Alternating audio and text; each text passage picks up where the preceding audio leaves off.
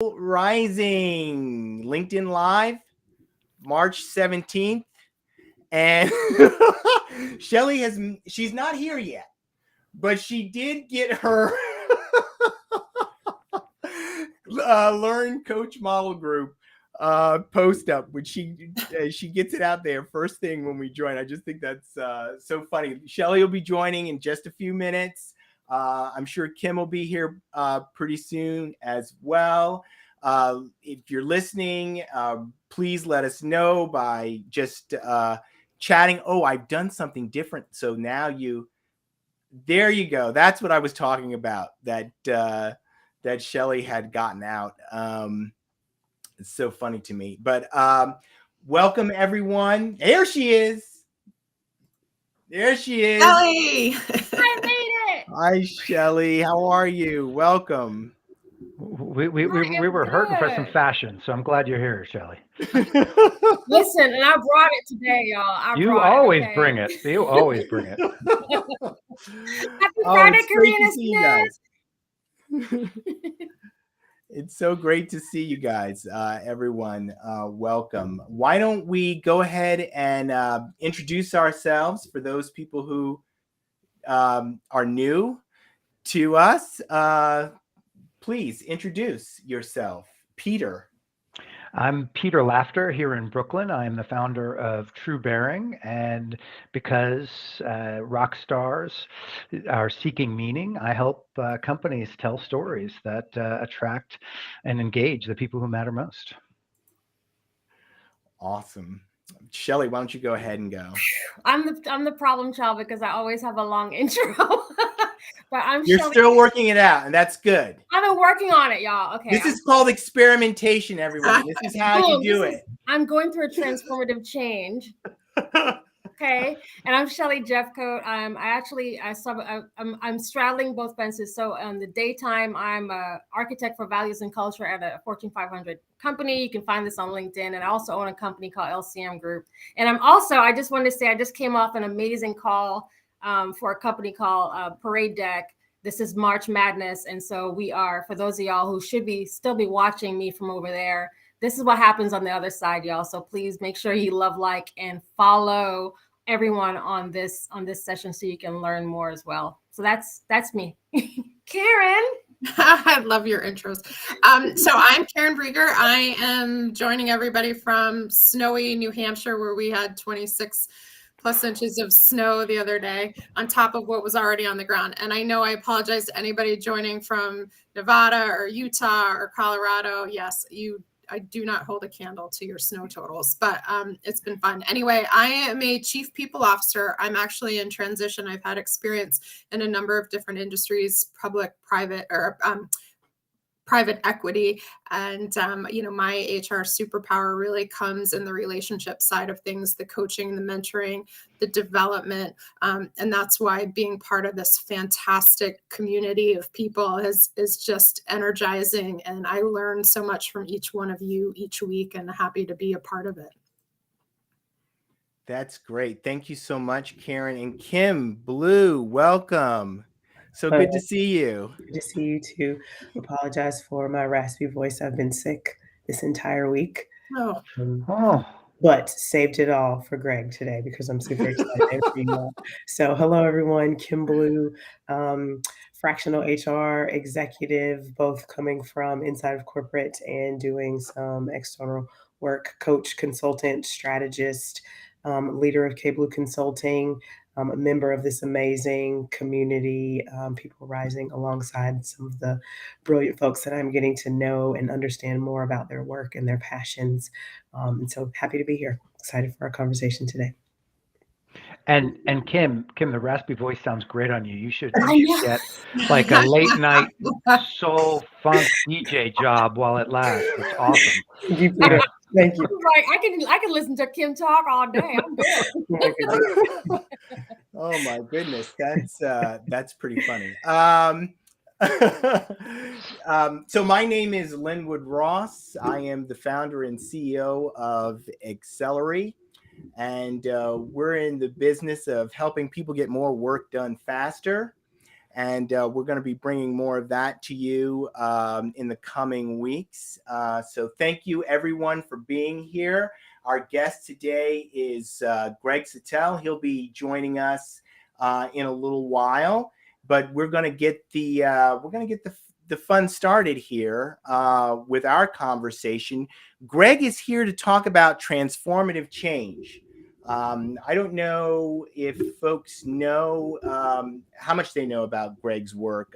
Greg is a innovation expert. He's a transformative change expert. He's written a couple of books. His most recent book is called Cascades. Really brilliant book. I really encourage you to grab. I should have it ready, given that Greg is a guest. This just goes to, all right. So you see, I'm not that great a host. I don't know where my book. I don't know where. No, Lenwood, don't go beating on yourself now. Yeah, unacceptable. I don't know. It's in here. It's around here somewhere. I'll find it. He's got a book. We know that. Yeah. He wrote a book. It's called Cascades. And normally I would be ready. It's because I had to walk the dog. Anyway, I'll find it while other. It's the dog's fault. Yeah. Well, Right. Yeah. No, it's the accountability. I got accountability issues. So what do you think, guys? We started a conversation. Actually, it was in our first show. This came up. All right. And I won't say it was controversial what I said, but I had questions about change management and its effectiveness. It wasn't controversial. It was, I think you'd hit the nail on the head, and the gasp that you got across the room, we all were like, oh no, he just said it out loud.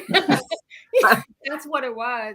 So, shout out to everybody who's in the chat. Thanks for joining us. But this idea about how do you create, even before we get to how do you create, is the other part. What is transformative change? Because there's a lot of folks who are doing some version of change management that is more like a rinse and repeat, is not necessarily transformative. Okay, so that this is something that give me an example of that, Shelley. I want to know more about that. Oh my gosh, yes, I've got my notes. So first of all, so as I'm thinking about people's strategies, and as we lay people's strategies out, so if we are thinking about, okay, now we're gonna focus on improving our bench for senior leadership. I'm just making this up. Okay, there's no real company. I'm not calling anyone out. For increasing potentials or building a succession plan, women in leadership, et cetera. But in order to do that, there's some things that we need to do within the organization so that these are long-term changes, et cetera. So I worked at a particular organization, not the one I'm with today, where we did something that was transformative, which means that we considered the entire process from hire to retire. We actually built a succession plan, meaning we had people engaged. Not only did we build a succession plan, but we also let the folks know who were being benched that they were a part of it, because we started realizing that some of the top producers were leaving because they didn't think that there was any growth plan for them. So the secret was out.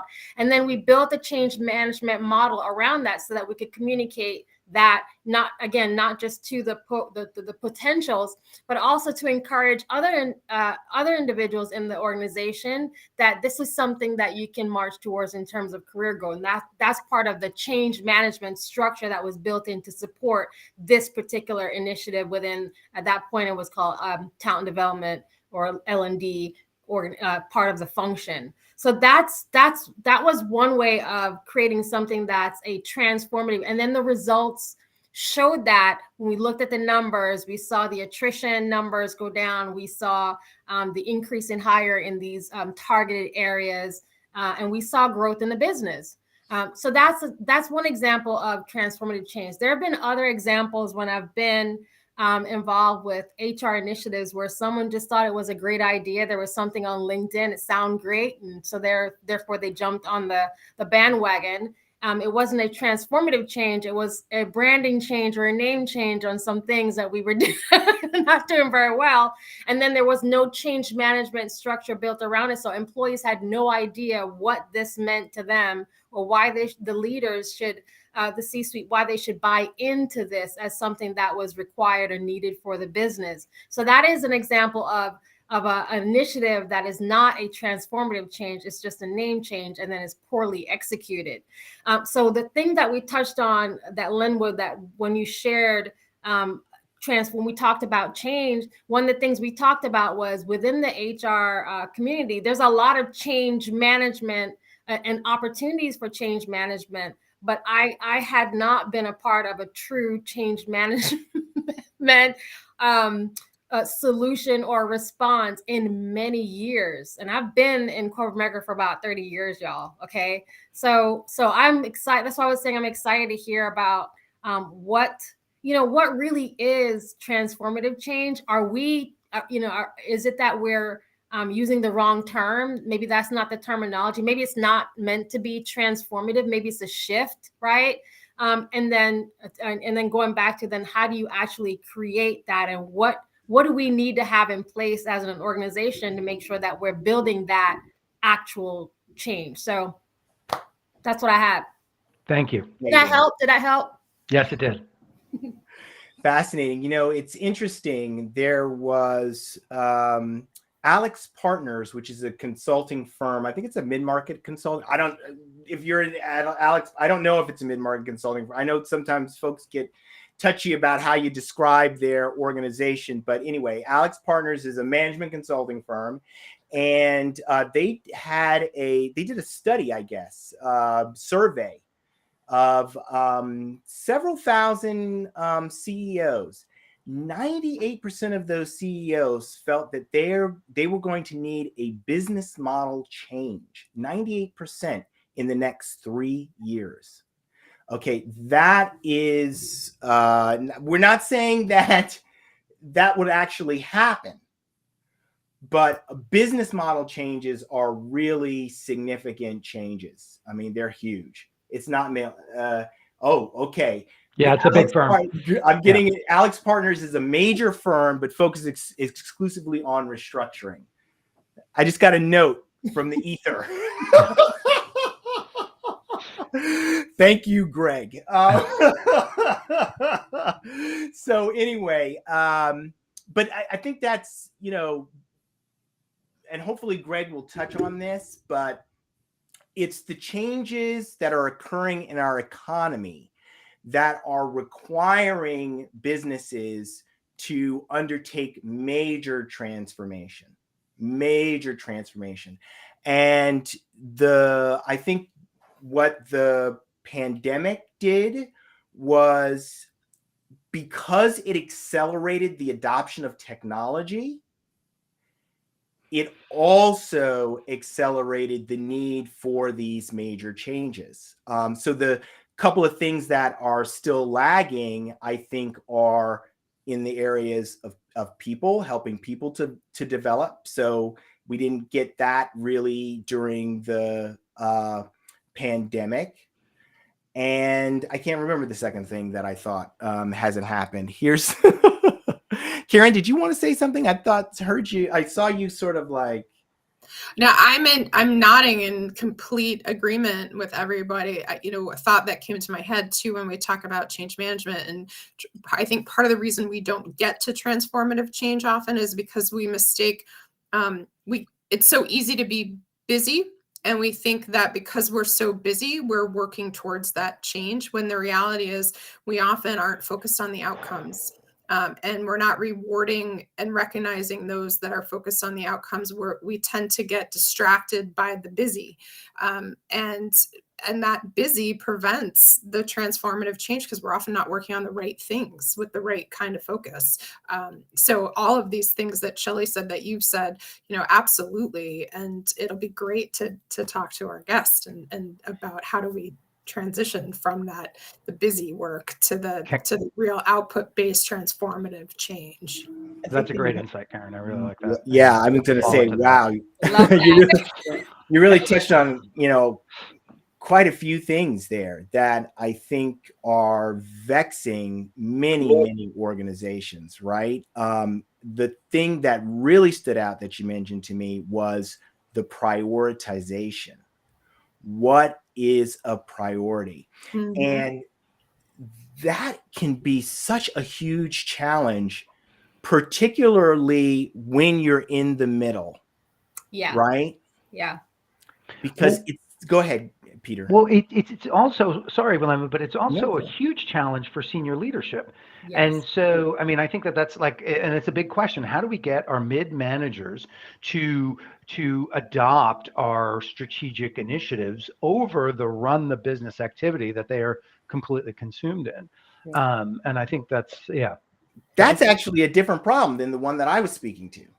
The problem that I was speaking to was actually conflict in the C-suite about what the priority is. Mm. So that, you've got, things are siloed. Yes. Not everybody is necessarily on the same page. And the next thing you know, you have people that are being pulled on initiative that's coming down this silo, and then they're getting pulled on an initiative that's coming down this silo.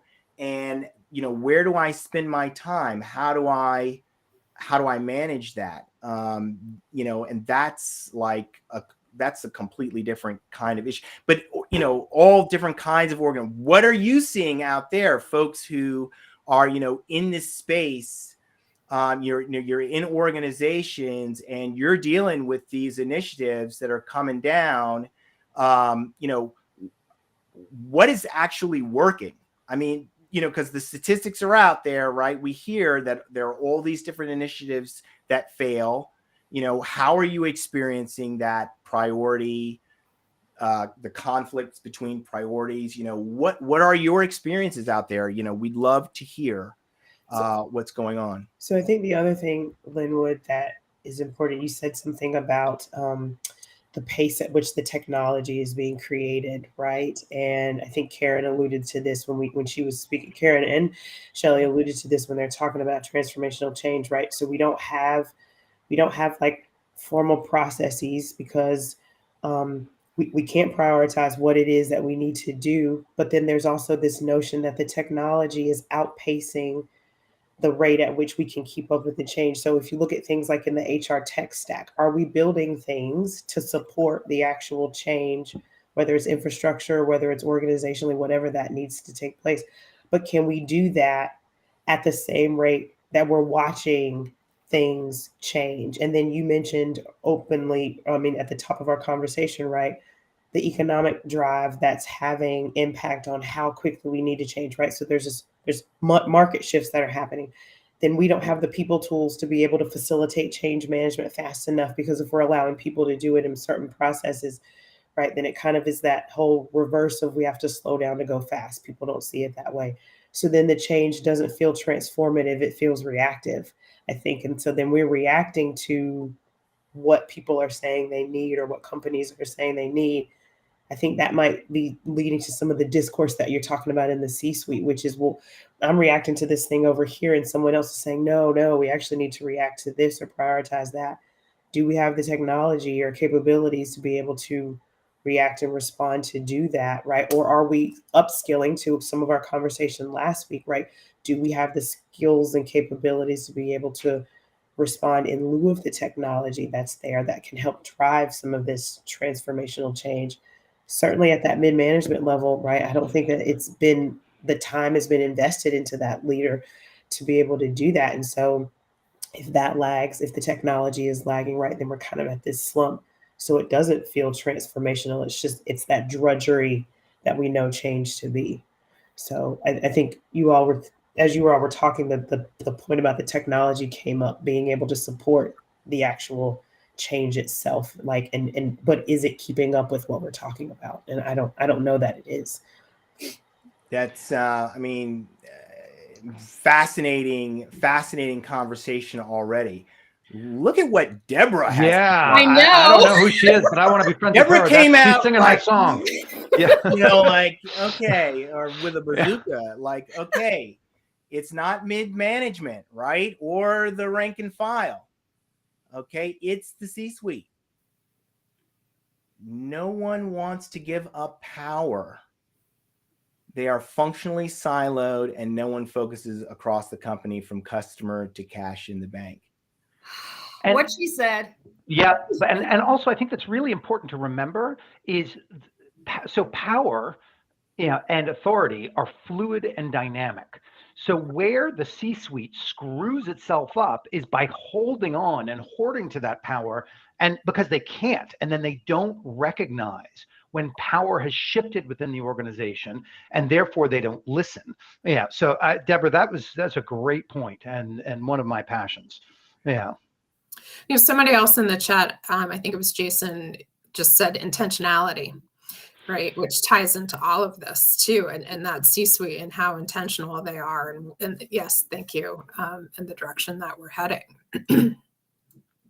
Yeah, I mean, it's fascinating conversation. I mean, when I think about this comment about power in the C-suite, who's responsible?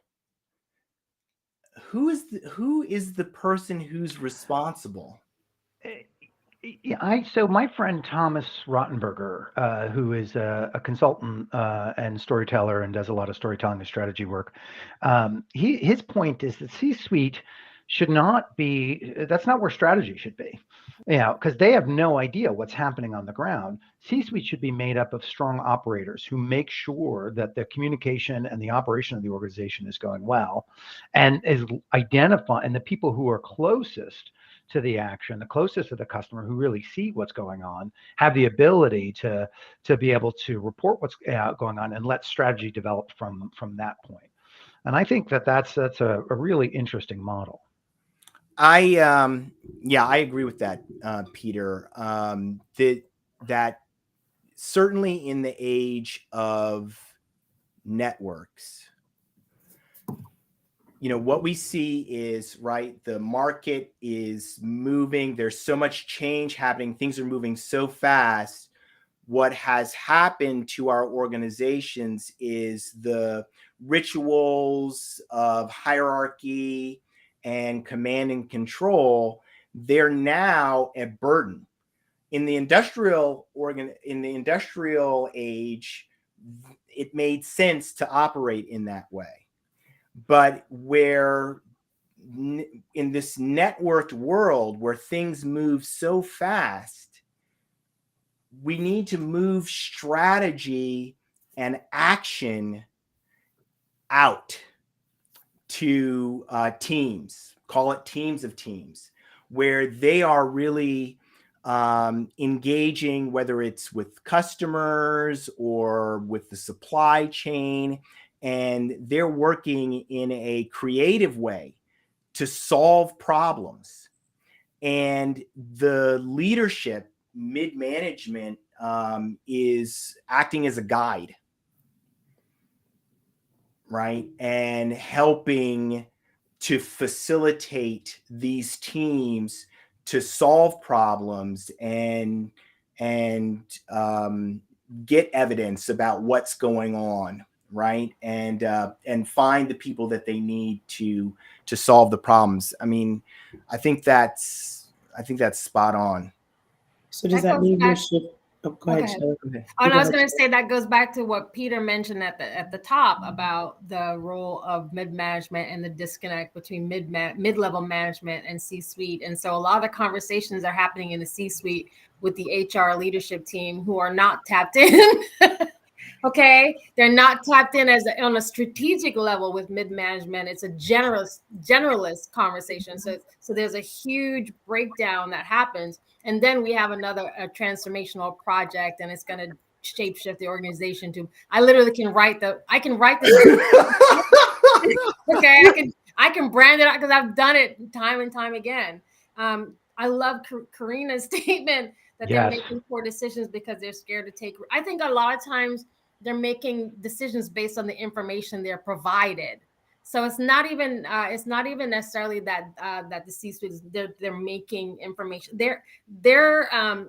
they're getting information fed in from a smaller population, and sometimes those folks who are influencing those conversations have their own priorities and initiatives in mind. So now you've got, again, back to competing priorities. So I'm going to push, listen, if I'm with the C-suite, I'm going to push my priority because it's aligned to my KPO and where I want to, where I want to see the business going, all those things. So we're coming in with different colored glasses into the same suite saying, if I'm HR, do this. If I'm talent capability, do this, right? If I'm strategy and acquisitions, do this. If I'm legal, do X. And so they're getting fed all of this information. And then, of course, it's up to them to kind of, know when to kind of, go through that and make the right call. But they're kind of acting on what they provided.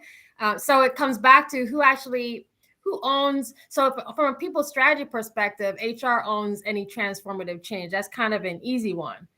Thing is, we don't really know what transformative change in HR looks like. But Shelley, don't we all own transformative, not just HR, right?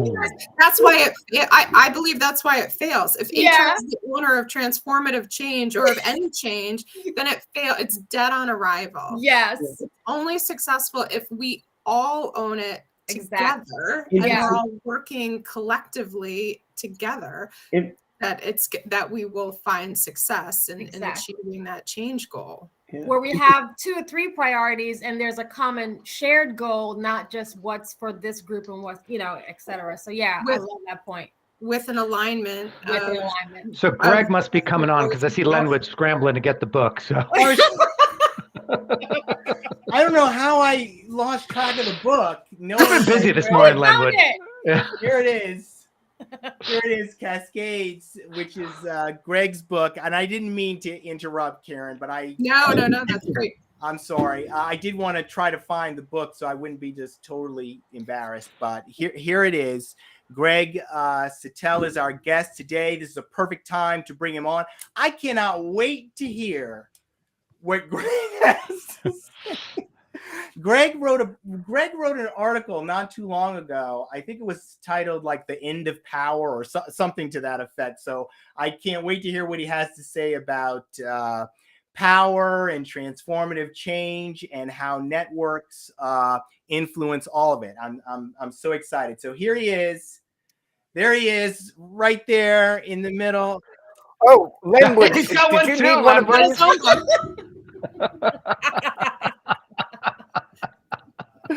And 3 behind him. Lenwood, I can tell you, I had an experience last week. I don't know if I told you this. I was reading this book, a book called How Minds Change. And I was on the last chapter and I started thinking, this seems really, really familiar. And then a couple of pages later, there's my name and Cascades. It's the first time it's ever happened to me that I was just like reading something randomly and all of a sudden I'm in there. And now I'm on this with Lenwood and Kim Blue. I haven't seen you for months. Nice to see you, Greg. I finally chased you down. I just needed to. You needed to come on here. Chase Lenwood. Rising. Yeah. I was excited that you were coming. I told them at the beginning, I was like, I'm sick all week, but I've been like saving up my voice just in case I had like one brilliant question to ask you. That is fantastic. So Greg has been in the background listening to our conversation. I know you have some strong feelings about change management, but I'm really curious, just to get your take on change management, why it works, why it doesn't work. And we'll go from there, Greg. What do you say? Well, let's start with, the vast majority of times it doesn't work. And we know that from the research. It says 70, 80%.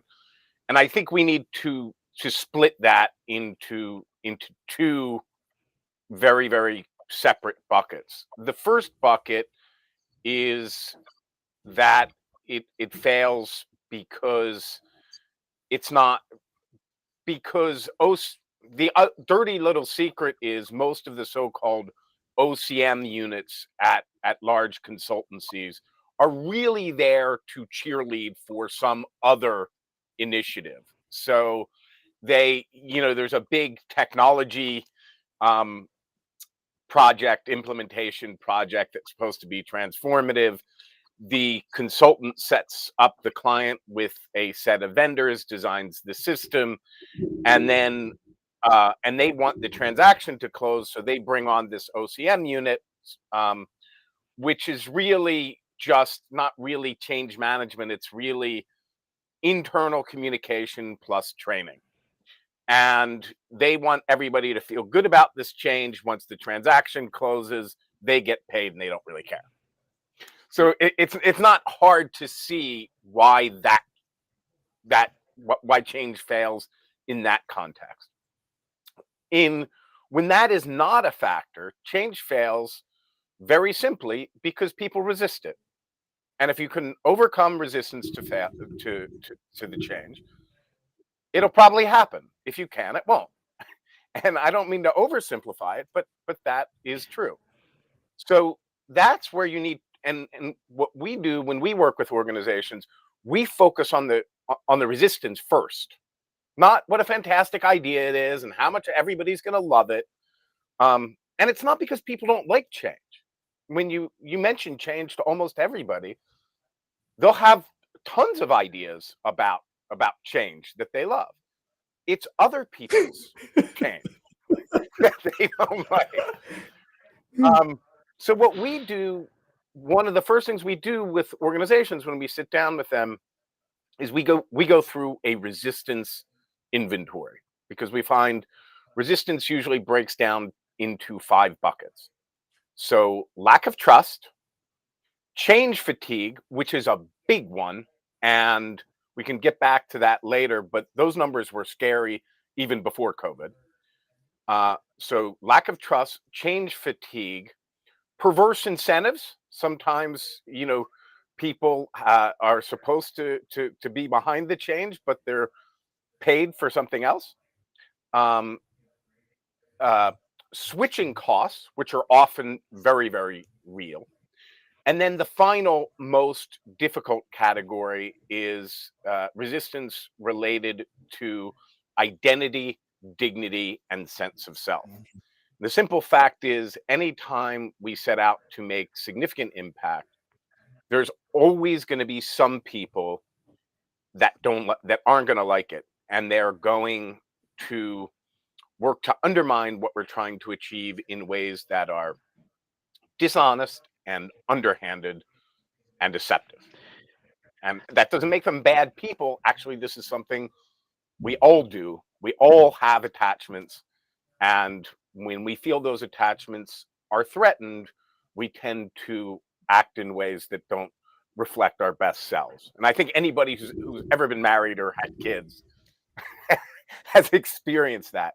And just the one piece of good news is that the tipping point is much, much lower than you'd expect. The Everett Rogers, the research he did back in, I guess, in the 40s and 50s, he estimated it to be between 10 and 25% of the system.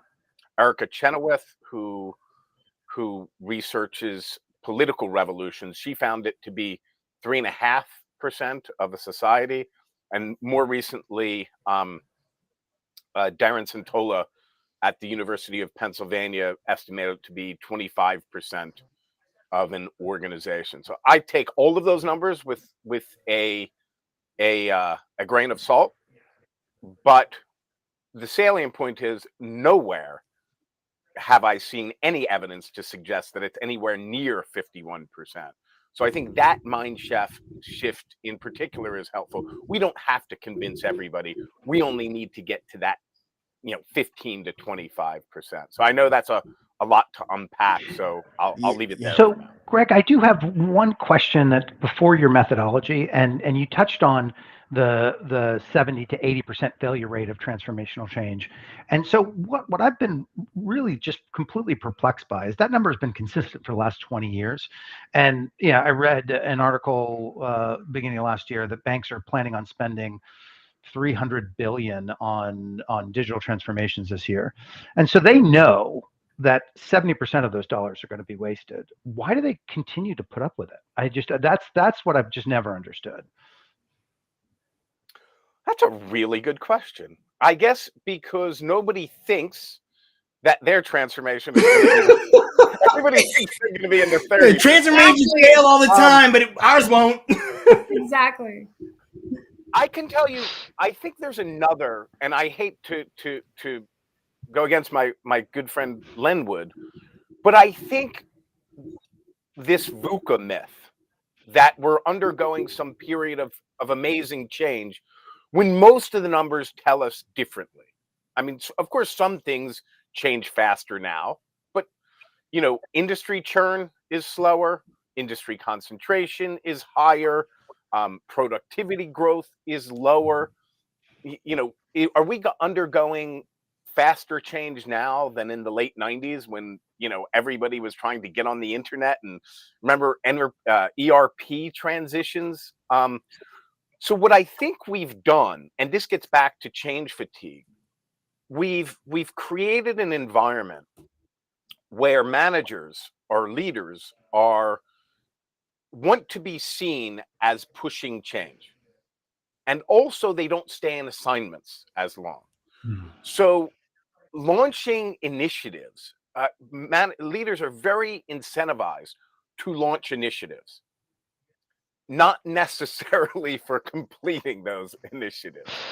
I mean, if you start a 3 to 5 year initiative, your chances of still being in that job when the initiative is supposed to have culminated, that's probably not going to happen. So we have this horrible cycle where initiatives are launched and then they sort of fall by the wayside, where and new initiatives are launched because now somebody else has come in that job and they say, no, I have another idea for transformation. And most of the people, we're sort of conditioning people to say, well, yeah, transformation, yeah, well, we'll see if they're serious about it this time. For now, I'll just kind of put my head down and That's interesting. I thought you were over. going a different direction with that comment, but actually what you're saying is that initiatives are not going anywhere because I'm not part of it, but the last 10 initiatives failed. 10 initiatives failed or didn't go anywhere. And so, I'll kind of wait and see what happens. So it's not necessarily an apathy, right, but it's a lack of engagement because they don't expect anything to actually come of it. That is definitely part of the problem. And we see that in the numbers. PwC did a big survey about this. I think it was 2016, 17, something like that. So pre-COVID. And I think it was 65% of employees were experiencing some sort of change fatigue. I know when I was still running organizations, I would often say to people, because my executives would say, hey, we need to do this change. We need to, we really need to do this. And I'd say, yes, I know we really need to do it, but we're not going to do it because we're doing these other 3 things. And, organizations have limited capacity. And one of the most important things leaders do is make choices. And making choices means saying no. So one thing that would improve the situation is pursue less changes that you're more serious about, because pursuing change that doesn't happen is just a waste of time. So that actually, you said something there that was kind of interesting, which I hadn't really. You actually are saying change fatigue. The definition of change fatigue is basically people saying, well, I'm not going to do anything until I actually see something happening. Is that, or yeah, and I think it is important to look at this, 15 to 25% tipping point. You don't need the urge to persuade, the urge to convince is a warning sign. That's a red flag. If you don't if again, anybody who's ever been married or had kids knows how difficult it can be to persuade even a single person of something. If you think I know what you're talking about. if you think you're going to persuade hundreds or thousands, that's a very, very tall order. So, and I just lost my train of thought. Sorry. So I don't know. Oh, yeah. So when you feel like you need to persuade people, at least in the early stages, that's a signal that you either have the wrong change or you have the wrong people. You want to start with people who are enthusiastic about the change, people who need to be empowered. They don't need to be convinced. And you need to do, and I know you had Ed Morrison on, so he probably he calls it a something project, a Pathfinder project. Very similar concept is a keystone change. You need to make that change work somewhere, one system, one location, one department, one whatever. Find somebody to champion and show that it can work, and get out of the business of selling an idea and into the business of selling a success. And that's where you can get to that 15 or 25%. I think I don't recall whether it was Karen or Peter that was talking about this earlier with, power and things being more diffuse and starting small. It sounds like what you're saying, Greg, is top down isn't the way to go. It's really people who are out in the organization empowered or enabled with some skills about how to make a transformation work, finding that thing that they're excited about and calling that their keystone project. And if they know how to, accomplish, build what you just said, some excitement around it, people who might be interested in the project, and grow it from there, get some success small. If that's what it sounds like you're saying, or am Well, I'm saying find somebody enthusiastic, right? If it can work in the, I don't know, Topeka office, right? If you can make it work there, if you can make it work for this one system, a famous one of the things I covered in my book, Experian, they were doing this massive cloud shift to cloud infrastructure away from on-premise. And while they were doing this, there was a number of objections to it. One was had to do with their business model. The second, cybersecurity. While they were undergoing this process, one of their key competitors had one of the largest data breaches in history. And then there was friction with regard to shifting to agile. So one of the things they did is they say, we're not going to push they only started with project or product managers who actually wanted to build cloud-based projects. So they didn't have any special power or anything. They were enthusiastic. But they also started with internal APIs. They didn't do external APIs. So there was no real issue with a security breach. So they were working only with people who wanted this to happen, and they were doing it in the safest way possible. And once they succeeded in that, then and by the way, if they had failed, and they probably did fail, nobody would have cared, because they didn't have this kickoff meeting. Nobody was even talking about it until it was a success. And then it started spreading, and that's how you get to the 10, 15, 25% from, one small initiative, two small initiative. It's important to remember what kills change is resistance. So you want to start off planning for that. But change, and here's another misnomer, change is never top down or bottom up. It's always side to side. And every level of support and resistance exists at every level of the organization. Can you give an example of side to side resistance, Greg, or change push? Yes. So let's stick with the Experian example. This actually did start from the top. It was the global CIO came in, but it wasn't pushed there. It was pushed by him going out and finding product managers, very, very middle, that were that were excited about the cloud and excited about agile. Another example was exactly the opposite. At Procter and Gamble, a middle manager had this solved a problem in a particular project, which is apparently secret because he can never tell me exactly what it was.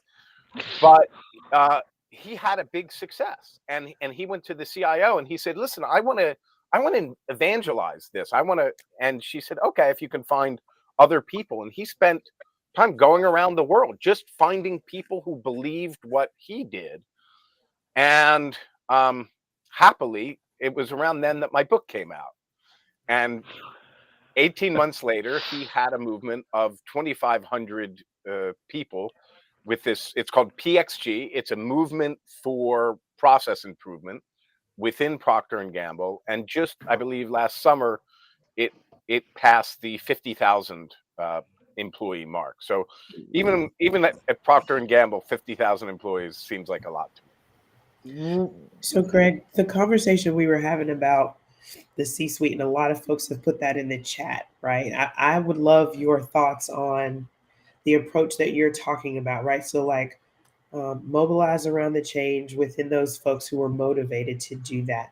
How do you plug that into the C-suite, or where does that get back to them? Or are those two things mutually exclusive? Do you just move forward with the change and then bring them on later, or get their buy-in, or whatever their support looks like later? Or do they need to be involved at some point early in the change so that they can help, evangelize or help move it forward, or be a part of that like core group that you're talking about? It's highly contextual, and you can find examples of both. Sometimes, the C-suite does, like the Experian example I talked about. The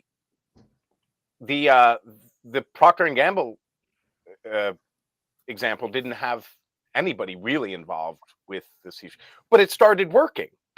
That's how you get support. You actually start it working.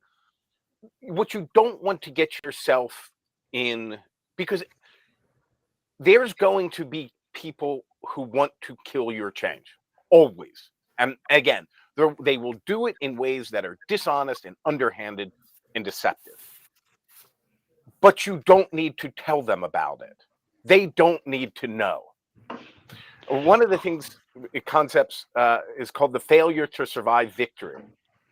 And it happens, and it comes from political and social movements. Certainly happened to us in Ukraine, but it always happens in organizations as well. People think that once they get that initial success, once they get their project budgeted, once they get executive sponsorship, whatever it is, that things are going to be, easier, that everything's going to be downhill once I get my project budget, once I get approval. Never happens. In fact, it usually gets much, much tougher, because that's what draws the people out.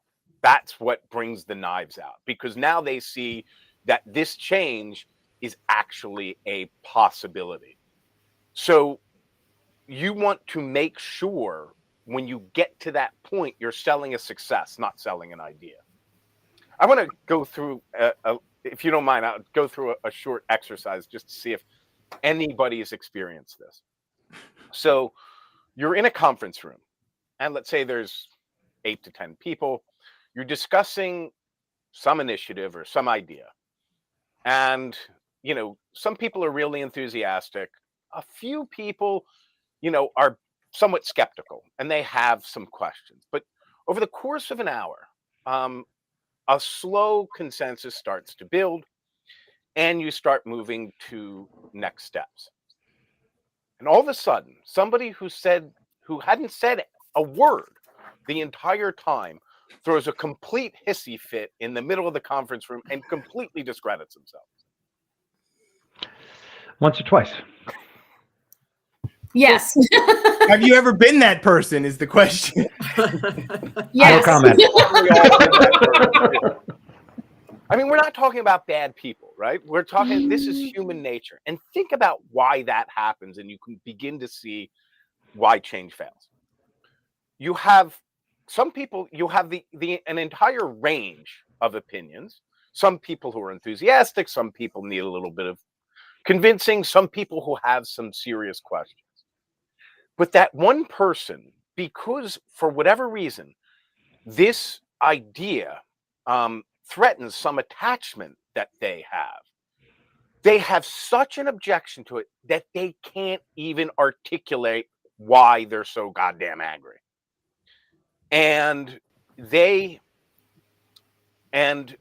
so they don't even say anything. And when they see it's going to go forward, they can no longer control themselves. And sometimes that means that they have the hissy fit right there in the middle of the conference room. Sometimes, much more often, they leave the room and start quietly sabotaging it. So that's what we're up against. So we do not want to, when we're exposing our idea, when it's just an idea, not successful, doesn't have any support, we don't want it to expose it to that kind of resistance. The other thing, and sometimes there's generally two ways. Well, there's really three ways to deal with these kinds of resistance. There's some other ways. The first is set up what we call an internal red team, where I say, Kim, I can tell you're skeptical. That's great. We need somebody to keep us honest. So you tell us when you tell us when you have questions. And that, with the people who are merely skeptical, that turns the skepticism from a negative thing to something that's very, very constructive. And you could really save a project and uncover problems that way. Yeah. The second thing is just to wait it out. Eventually, they will lash out and they will discredit themselves and send people your way. And the third way is something called a dilemma action, which my friend Tracie Popovich came up with. And that is to create a situation where there's a shared value and there is a competent act, there's a constructive act. And they are put in a dilemma where either they need to disrupt that constructive act or violate that shared value. Either way, they're going to discredit themselves. And that kind of moves things along. And I could go in more detail about that, but that's a whole nother thing in itself. And I know we're going to wrap up in a few minutes, but the one point I want to make about dilemma actions is the key to making a dilemma action work is to identify that shared value. And that's also the same thing you need to do to bring in people constructively, to identify which shared value, get out of the business of differentiating values, what differentiates this idea, and into the business of shared values and common ground. And the best way to do that is by listening to people who aren't crazy about the idea. And that, if I can leave you with one thought, is to actually make transformational change, you need to overcome resistance. And the first step to overcoming resistance is to identifying shared values and common ground. That's really I love that. Very powerful. Yeah. We've got someone here with a comment about that. The dilemma. Greg, I was laughing when you were having us, asking if we were in the room. The person I've been in the room when the person throwing that hissy fit's the CEO, and that's always that's devastating because that's the person that you would hope is championing and celebrating the successes for everyone. Well, and it's often with this, when it's the CEO, it's often a subject that they brought up, and the discussion went the way they didn't. Went a different direction that wasn't theirs. That didn't go the way I hoped it would. Yeah, exactly. I didn't want you to have that idea. You know what? Exactly. Kind of like Lenwood in this and this little session here. Right? No, I mean, I think, I don't have any challenge to what you're saying, other than a disagreement about the nature. Alex Partners. What did you say? Alex Partners. Yeah. They're definitely mid-market. No. Just kidding. By the way, if anybody from Alex Partners shows up at your office, you're in some deep trouble. I actually have a friend who works at Alex Partners, so I do know them. But what I was going to say is, I don't know what I was going to say. I put this up. Go ahead. Why? So Deborah mentioned a book which I have not read about, The Magic of Conflict, which is one of my favorite. I got to find Deborah and connect with her after this. But the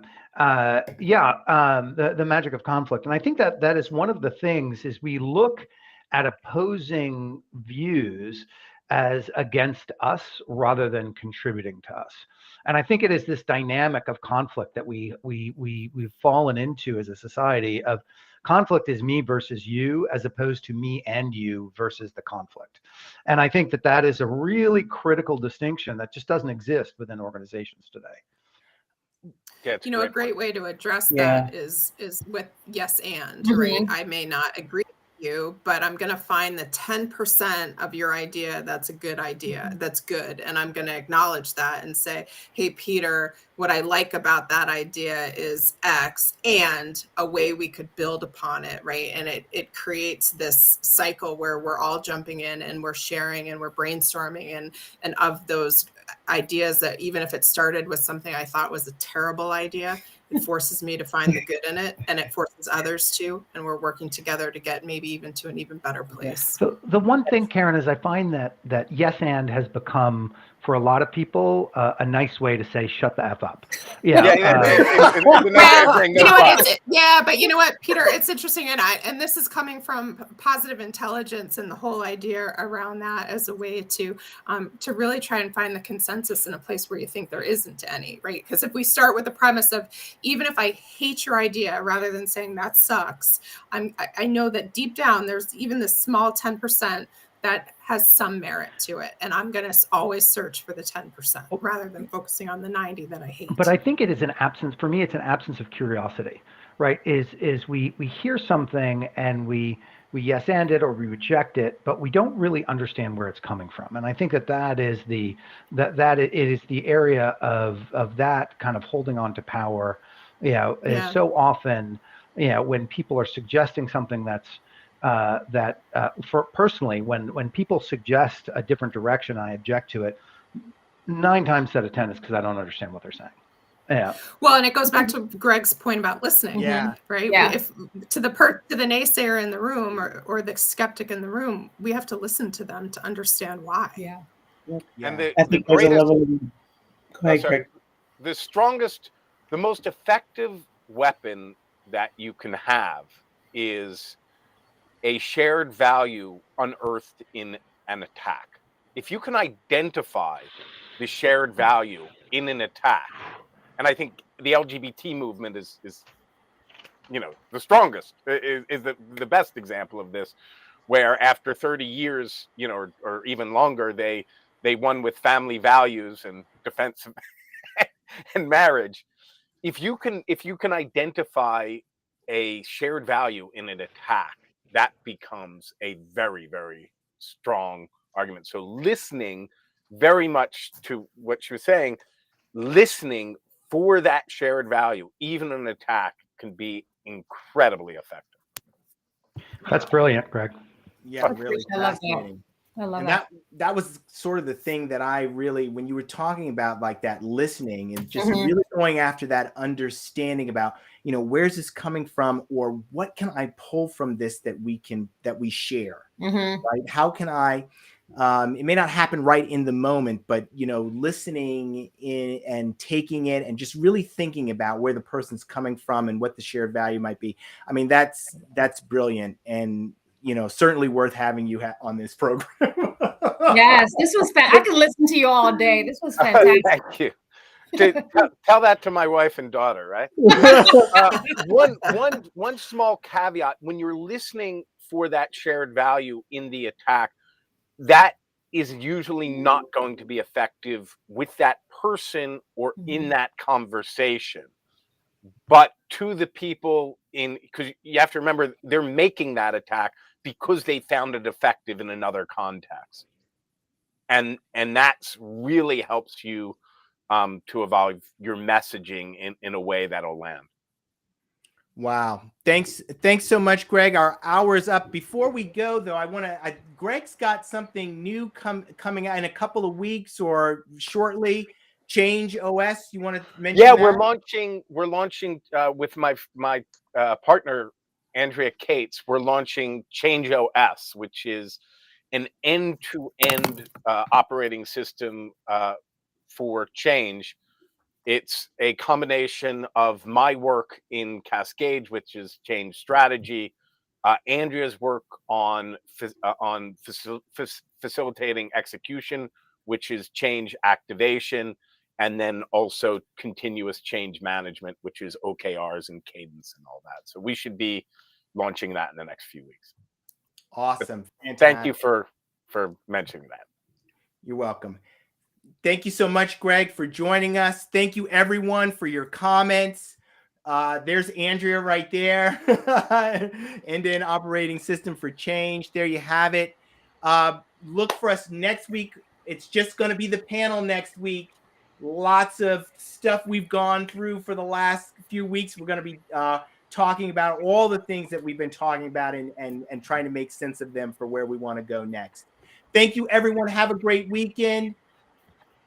So much fun, Greg. Thank you. Make Friday This worth was it. Great seeing all of you. Thanks for having me. Thanks, everyone.